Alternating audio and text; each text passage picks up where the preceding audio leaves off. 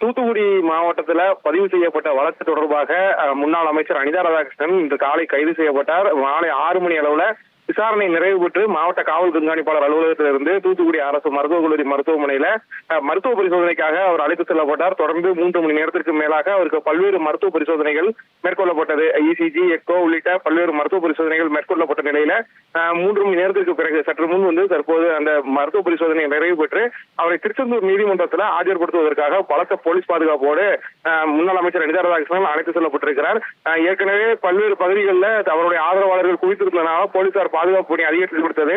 தூத்துக்குடி அரசு மருத்துவக் கல்லூரி மருத்துவமனையிலும் அதிகமான அளவுல கூட்டம் இருந்ததால அவரை மீண்டும் நீதிமன்றத்துக்கு அழைத்து செல்வதற்கான பணிகளை மேற்கொள்ளப்பட்ட போது லேசான தள்ளுமுறை ஏற்பட்டது. தற்போது அவர் ஜீப் மூலம் பலத்த போலீஸ் பாதுகாப்போடு திருச்செந்தூர் நீதிமன்றத்திற்கு அழைத்து செல்லப்பட்டிருக்கிறார்.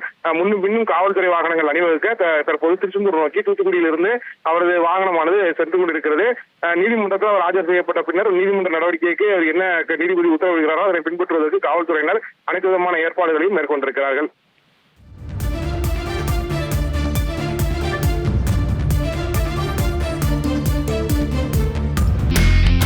இனி செல்லும் இடமெல்லாம் செய்தி.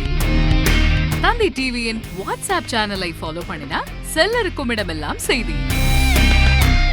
இதோ QR கோட் இப்பவே ஸ்கேன் பண்ணுங்க, ஃபாலோ பண்ணுங்க.